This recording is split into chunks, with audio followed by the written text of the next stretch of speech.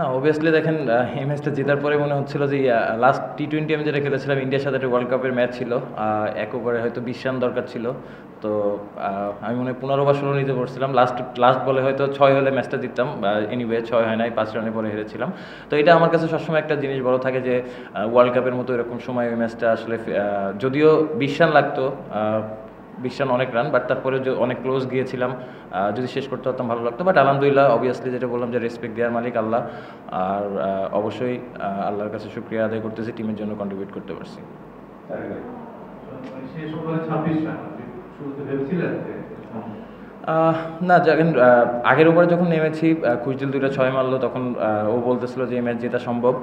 Eventually রাব্বি যখন আসলো last ওভারে 26 রান লাগবে, রাব্বি ভাইয়ের সাথে কথা বলতেছিলাম কমিউনিকেশনটা।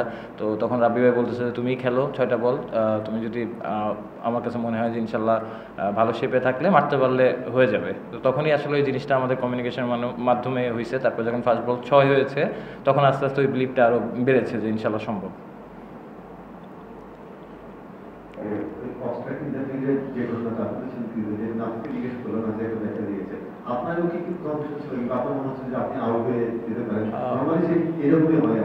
না, অবভিয়াসলি দেখেন ওই সময়টা যেটা হয়েছে কোনো ইন্টেনশনালি কোনো কিছু করা হয় নাই। জিনিসটা আমিও রান নেওয়ার জন্য যাচ্ছিলাম, আর আমি চাচ্ছিলাম ওই সময় স্ট্রাইকটা নিতে। তো অবভিয়াসলি যেহেতু আমার সামনে এসেছে এবং আম্পায়ার যেটা বলেছে যে যার ক্যাচ হয়তো সে আউট, মানে সে আউট হবে। যদি বলটা মাটিতে থাকতো হয়তো মানে জিনিসটা অন্যরকম থাকতো। এয়ারে ছিল যেহেতু ক্যাচের অপশন ছিল এতে, বাট আমার কাছে মনে হয় যে আমি আমার ওয়ে চেঞ্জ করি না। আমি যে ওয়েতে ছিলাম, ওয়াইড ছিলাম, ওই ওয়েতেই আমি সোজা গিয়েছি 1 রানের জন্য। শেষ 2 বলে কি চলছিল, মানে অফসাইড পুরোটা খালি করে দিয়েছিল, আর লাস্ট বলে পিছনে দিয়ে কোনো ফিল্ডার ছিল না।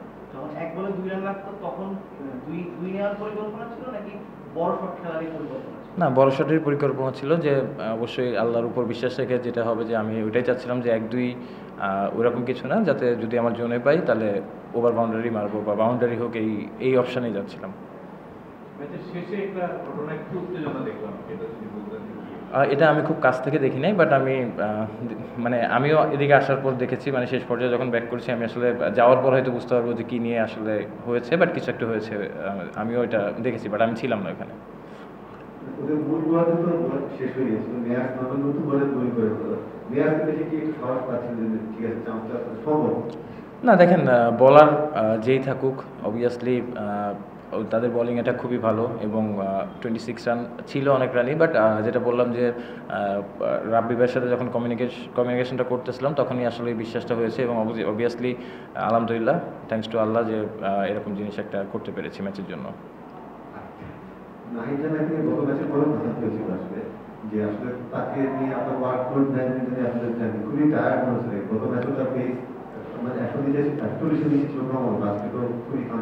না, এটা অবভিয়াসলি আমরা ওইভাবে চিন্তা করছি কোচ ম্যানেজমেন্টের সাথে কথা বলে। যেহেতু আমাদের পেস বোলিং ব্যাকআপ আছে, তো আমরা অবশ্যই চেষ্টা করবো যাতে ঘুরায় ঘুরায় সবাইকে খেলানো যায়। লাইফে তো অনেক ইনিংসে আছে, এই ইনিংসটা মানে এই ছোট ইনিংসটা কি আপনি লাইফের সেরা ইনিংস হিসেবে রাখেন? না, ইনিংস তো দেখেন আমি যেখানে ব্যাটিং করি 20-30 সবাই ভুলে যায়। এটা নতুন কিছু না, এটা এরকম কিছু না, বাট হ্যাঁ অবভিয়াসলি সবথেকে বড় যে জিনিসটা টিমের জন্য কন্ট্রিবিউট করতে পারতেছি, এটা আলহামদুলিল্লাহ। এবং হ্যাঁ অবভিয়াসলি যেহেতু টিম জিতাতে পেরেছি, one of the best innings আমার। এই ম্যাচে মোটামুটি সবই ছিল, দুই দলের ক্রাউডও ছিল, 200 কাছাকাছি রান, তারপর হচ্ছে ওভারে 3 উইকেট, অবস্ট্রাকিং দ্য পেস, উত্তেজনা, তারপর আপনার 30 রান দিলেন। আইপিএল এই ধরনের আমরা ম্যাচ দেখি অনেক সময়, চেন্নাই মুম্বাইয়ের মধ্যকার যে লড়াইটা, সেটা কি আমাদের বিপিএল এ রংপুর আর বরিশালের মধ্যে কিনা এরকম একটা কিছু হতে যাচ্ছে কিনা? এটা ক্রিকেটের জন্য কত ভালো একটা টুর্নামেন্টে যখন এই ধরনের ম্যাচ হয় দর্শক উপভোগ করে।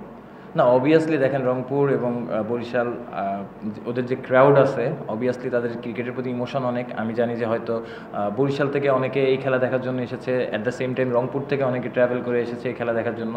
তো অবভিয়াসলি প্লেয়ার হিসেবে আমাদের দায়িত্ব, রেসপন্সিবিলিটি মাঠে আমরা কীভাবে তাদের এন্টারটেইন করতে পারতেছি এবং তারা কতটুকু মজা পাচ্ছে।